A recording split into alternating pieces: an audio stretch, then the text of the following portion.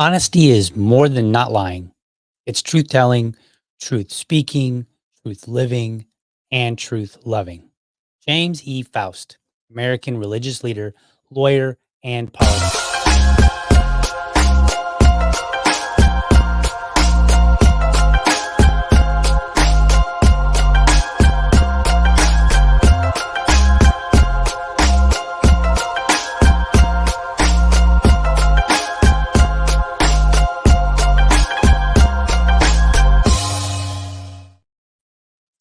All right, welcome to another morning episode of the Liberty Dad podcast, a discussion on politics and culture.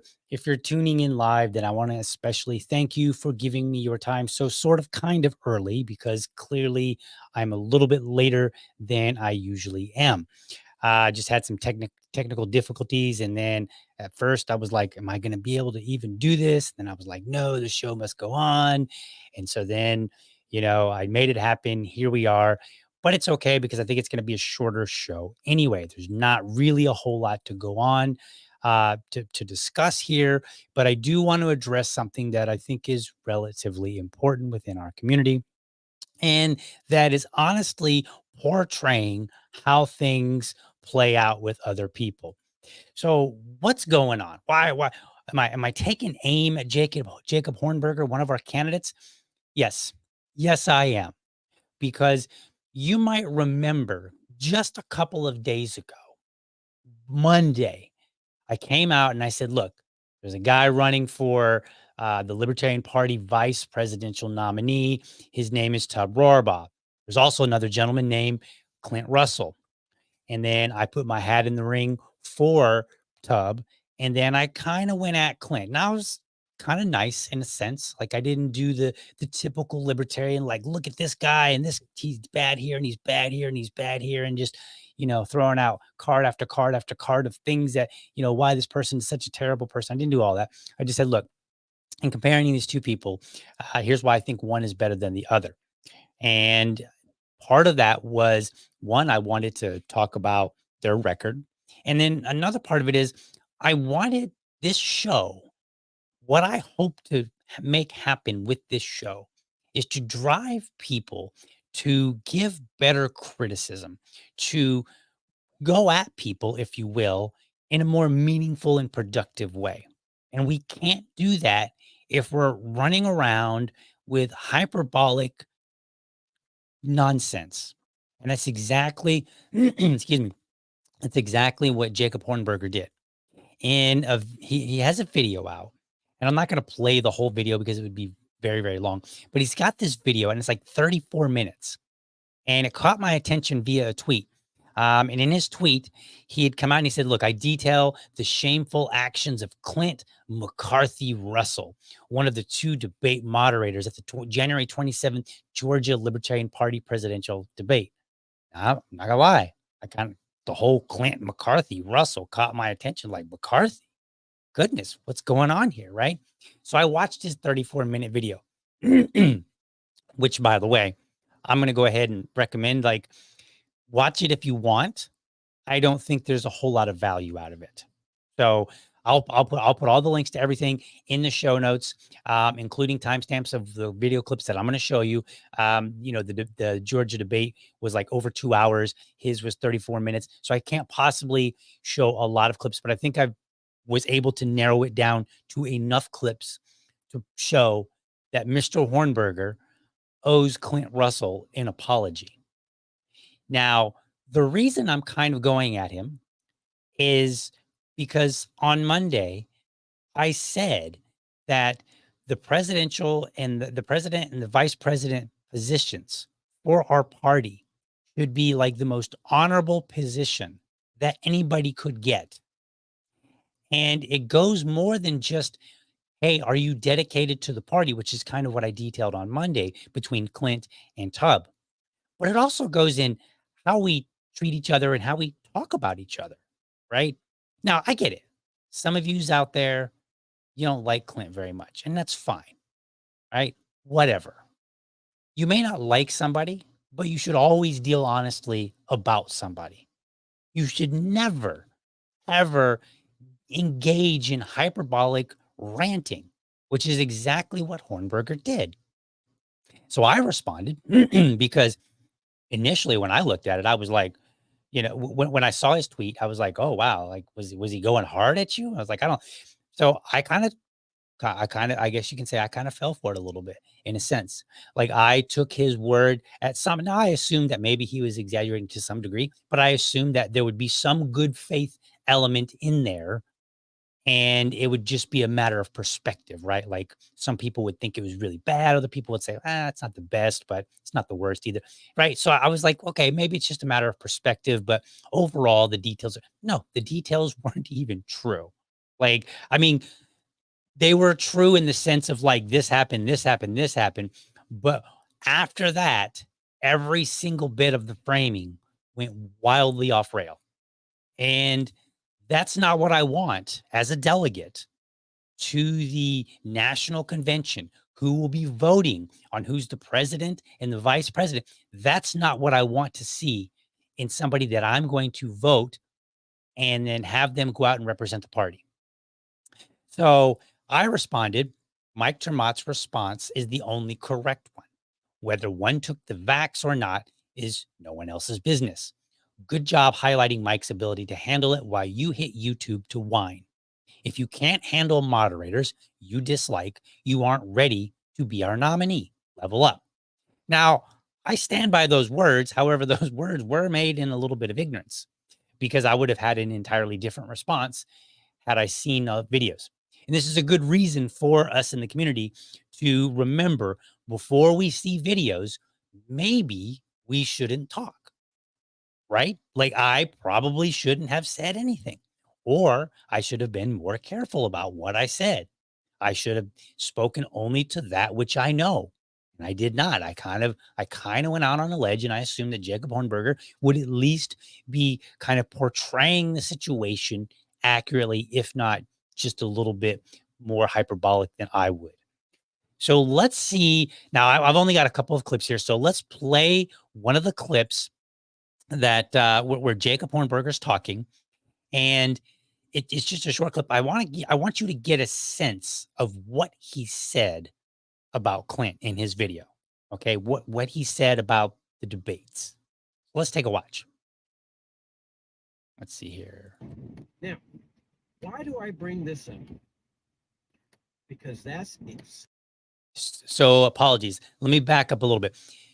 Prior to what he's talking about here, he is going through the story of Joe McCarthy and how Joe McCarthy was out there using the force of government to call everybody communist, and how one lone person stood up to him. And he kind of portrays Mike Tremont as that lone warrior who stands up to the McCarthy Clint Russell, right? So that's what he's talking about here. And when he said, why do I bring this up? He's like, why did I bring up Joe McCarthy in this whole story? So let's continue. Exactly what took place on Saturday night in the course of the debate. It was one of the most incredible things I have ever seen.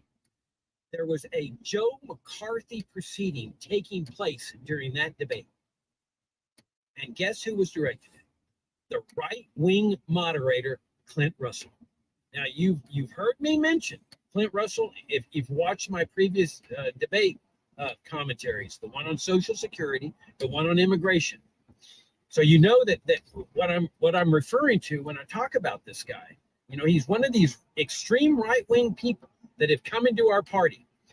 And I have no doubts that this guy idolizes Joe McCarthy. None whatsoever. Because I've never met an extreme right-winger that doesn't think that McCarthy was fantastic and that what he did in the McCarthy hearings was fantastic. Okay, so I don't know Clint idolizes Joe McCarthy. I'm going to make an assumption that he doesn't idolize him. He may agree with him. I don't know if he idolizes him. That's a pretty strong word, right? And so this is the tweet that I just read you from him. That's like he is really making this argument that Clint Russell was acting in a similar fashion to Joe McCarthy. Okay, so this is where we are. This is what happened Saturday night. I was flabbergasted, absolutely flabbergasted. What this guy did, Clint Russell, extreme right winger in the Libertarian Party, is he conducted this inquisition of the presidential candidates, a la Joe McCarthy. I mean, I really felt like I was in this dark ambiance of the McCarthy hearings, and not on whether somebody was a communist, but whether somebody had taken the COVID vaccine. And there was this inquisitorial tone of this Joe McCarthy guy, the Clint Russell, saying, have you ever taken the COVID vaccine? And it was all designed to shame each presidential candidate who had taken the COVID vaccine. The same thing that Joe McCarthy was doing with, have you ever been a member of the Communist Party? Okay, so let's be clear about something here first. Joe McCarthy came with the backing of the U.S. government, right? Like he had government power. Well, he wasn't just a moderator in a state party debate for a third party that, happened to be there asking tough questions. Right. And I watched the whole video. It was like 2.5 hours, something like that. I think I might have missed like the last 20 minutes or so. But I watched pretty much the whole Georgia debate. And there was no inquisition. There wasn't even close to an inquisition. Now, I didn't clip out everything from Jacob Hornberger. You can go watch the 34 minutes if you really feel it's necessary. So I'm just going to tell you about some of the other things that he said. So he points out that his hero is Mike Tremont, because Mike Tremont stood up to the bully. But that's not actually even true. In fact, when I say it's not true, it's like not true at all. He didn't actually stand up to Clint. He stood up to another person on the panel, because it was Toad, and that's the name he goes by. He had said, hey, did you take the COVID vaccine? I just want to know if you had to take the COVID vaccine. And so that was about 57 minutes in. The so-called inquisition doesn't happen for another almost 40 minutes. Okay. So let's go ahead and play the clip of Mike Tremont, who was the guy that stood up to Clinton. And again, this is just a short clip, but I think it'll give you plenty of context for exactly how this played out. So let's watch. Maybe. See. Oh, all right. I was going to ask Mike if he got the COVID vaccine. Okay, so if you're looking at the screen here, Mike Tremont is the man on the far left, and then you've got Joshua Smith sitting to his right, and then to his right is Toad, and he was the one that said, I just want to ask, like they were having this conversation about whether or not, I believe at that particular point, Mike Tremont was talking about the distinction of shaming people versus, socially versus using government to do things. And so then, and not exactly clear exactly what brought the COVID vaccine up in the mind of Toad, but he was like, look, I just want to know if Mike, he specifically asked, he's like, I want to know if Mike had taken the COVID vaccine. So here's what Mike Tremont says.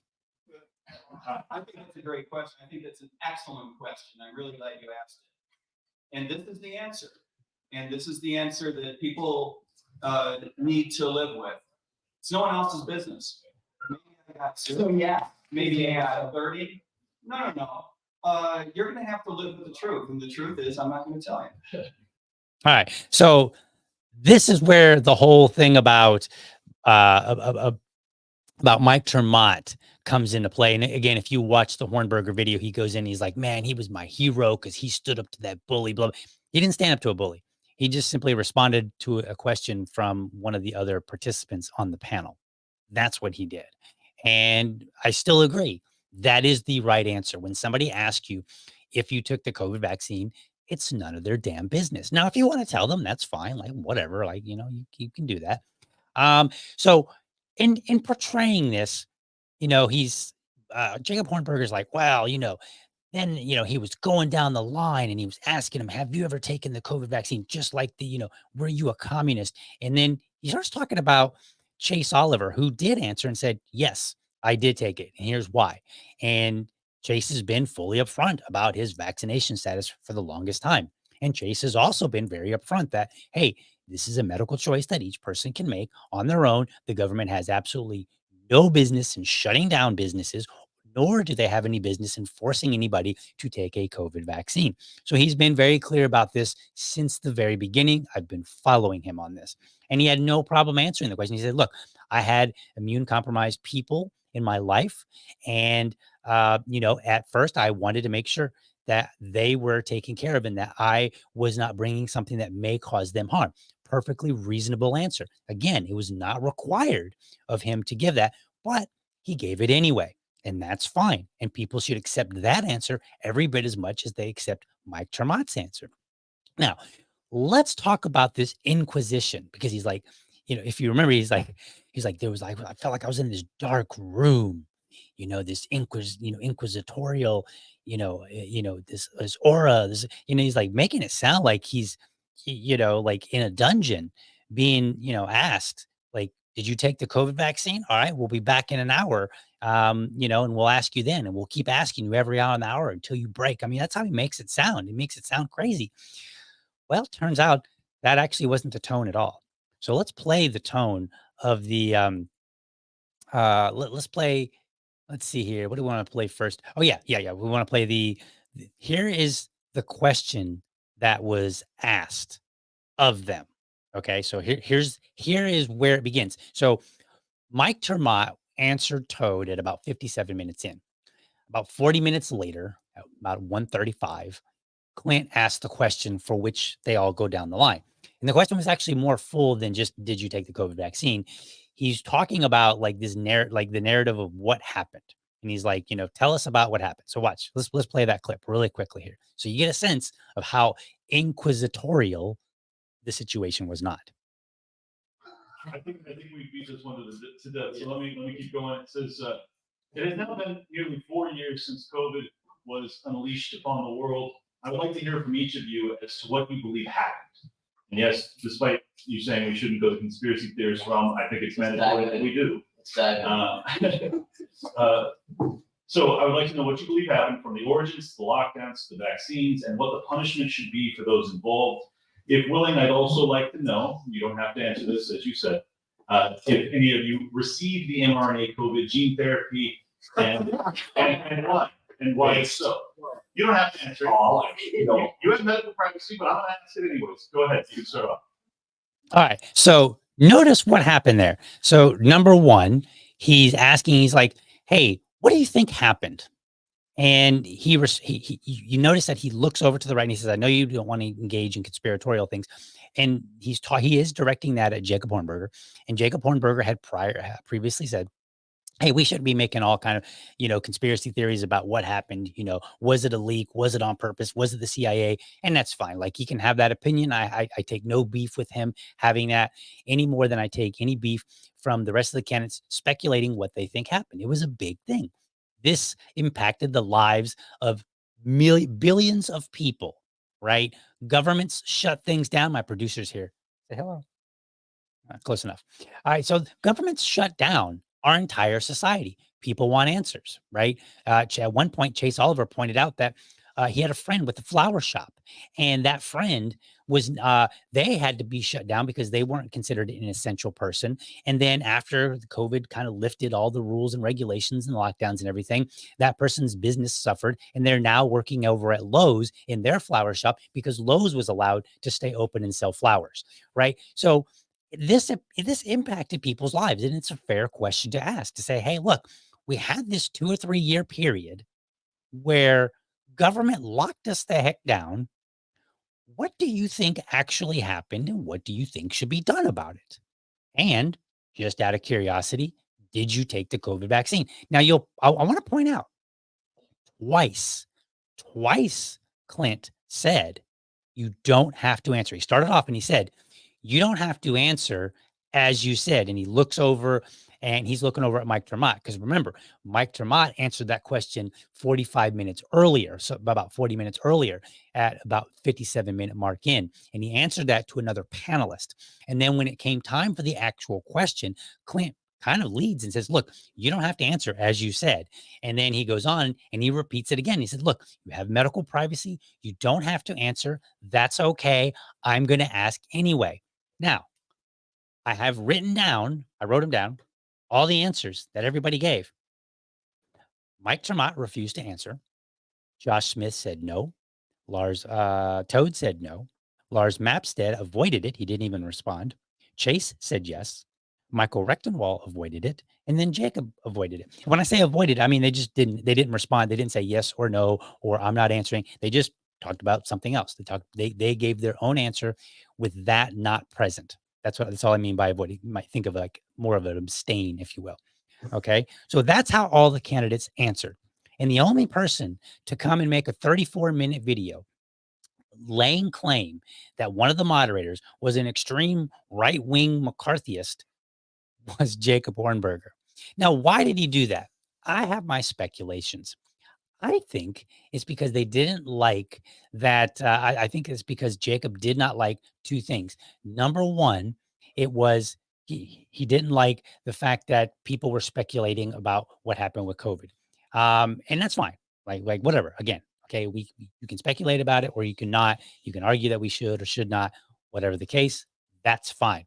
So my last clip that I have here, and this is now if you are on Twitter, you might have seen that Clint responded to Jacob Hornberger by saying something like, I asked one question that ended your candidacy or something like that.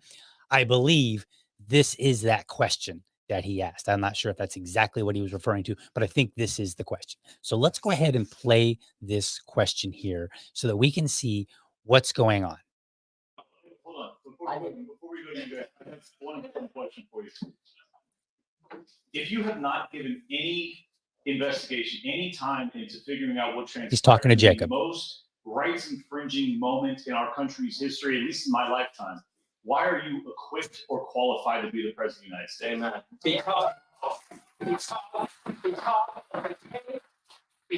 a case that is made for healthcare and liberty, the same thing as monetary liberty, healthcare liberty. We should be making the case for what freedom is, Clint, not going to simply miring yourself down. There's people much more qualified than me to go investigate what happened here. And I assume that you have done it. Great. I'm not qualified to do that. Okay, so that's a shortened version of his answer. Again, it was much longer, and I'm trying not to inundate everybody by basically playing everything. So again, you can go look it up. I'll post all the links to, I'll post a link to the Georgia debate. I'll post a link to the YouTube video where Jacob Hornberger is going on his 34-minute rant. And I will also put in the timestamps of the clips that I just played so that you can go and watch them and get a fuller context to see that if you agree or disagree. But as far as this show is concerned, as far as I'm concerned, this is unacceptable for our presidential candidates to go out and make such egregious claims about people. Now, maybe Clint is an extreme right winger. I'm not really sure how we're defining that, but maybe he is, or maybe he's not, right? But there was no evidence to support it. He just makes this claim. He's just like, well, he's just this right wing guy that's, going on like he's McCarthy, but he wasn't going on like he was McCarthy. So it leads me to believe if you got that half wrong, Jacob, I can't trust the other half, right? Like I can't trust that you understand what an extreme right winger is if you couldn't even understand the how grossly absurd it is to call what happened anything close to resembling McCarthy era. And I find it dishonest. And I think, and I will say it because I will be critical of anyone and everyone because I don't care. I want people to be honest and treat each other with a modicum of respect. And you, Jacob Hornberger, owe Clint Russell an apology for exaggerating like hell what happened at the Georgia debate. And if you're unwilling to do it, then you need to drop out of the race, because you are somebody that I would not want representing our party based on that behavior. That is unacceptable behavior. The president, the vice president nominees need to be somebody that understand these positions are the most honorable positions that the party can bestow on any two individuals. And if you're not going to treat it as an honor, then you don't need to be asking, period. All right. That's my rant for today. That's it. That's all I wanted to talk about. I just wanted to say, look, we need to treat each other better. And we need to be honest in our dealings with each other. We cannot have this. Now, are there some things that I don't particularly, some ideas of Clint's that I don't particularly care for? Sure. Are there ideas of Hornberger, of anybody else? Yes. Do I sometimes not like how people behave? Yes. But from what I saw, it was a debate. The moderators were fine. I didn't see any issue, right? Would it have been how I approached it? Maybe not. But that's fine. Georgia did their thing. Other states will do their thing. And that's fine. And all the candidates got ample time to give out their positions and talk about why they should be the better pick. And I think this, I think ultimately that's what we should be looking for. But we should start holding people accountable in a respectable manner. We don't want to just run, we shouldn't go and do to Jacob what Jacob did to Clint. But that doesn't mean that we don't call him out and say, hey, that's not acceptable. But we need to be honest about it. And we need to make sure that we're not exaggerating, that we're as close to the truth as possible. Because at the end of the day, honesty is more important, is more than just not lying, in the quote that I read. It is truth telling, truth speaking, truth living, and truth loving. We need to embrace the truth in a way where the outside world, when they look at libertarians, what they see is they go, man, I tell you what, those guys hit hard, but they hit honest. That's the reputation that we should be crafting for ourselves. That, yeah, we're tough. We will nail you to the wall, but we'll do it honestly. That's the reputation I want to see in this party. That's the whole reason why I made this episode. And I really debated whether or not, because I don't really like the idea of going at a particular candidate in the way that I have, but I felt that this one was important because I want an honest person, period. And I want someone that can understand what a situation is and what a situation is not. Okay. Let's see here. Tubb says, because Hornberger wants me for VP. Well, if Hornberger doesn't change his perspective and kind of be a little bit more honest in his dealings with people, I'm not sure you want to be his VP. So, all right, folks, I hope that you enjoyed this episode. Thank you for watching. I really do. And I hope you found it informative and inspiring. I hope you are now more informed about what happened and you are inspired to hit hard, but hit honestly when you're dealing with other people. I want you to be sure to catch me weekdays, 7 a.m. I promise I will get past it. The winter is the worst time for me to get up early. And so I don't know what I was thinking, but just before winter deciding, you know what, I'm going to get up at 5 a.m. to start doing my podcast at 7. I don't really know what I was thinking, but I will get this under wraps. So join me weekdays, 7 a.m. Eastern for an informed discussion on politics, culture, and sometimes a little bit of libertarian insider baseball. Then again, on Sundays at 7 p.m. with my co-host, Susan Hogarth, we look across the vastness of tyranny in this United States, and we look at every single one of the state affiliates, and we go to their calendars and we say, what do you guys got going on? And then we report that to you every Sunday night so that you can be inspired and excited about what's going on in the Libertarian Party. Make sure that you are subscribed to my YouTube channel or my Rumble channel, if you prefer. You can go to youtube.libertydad.com or rumble.libertydad.com. Let me know how I'm doing by leaving a comment. I do read them.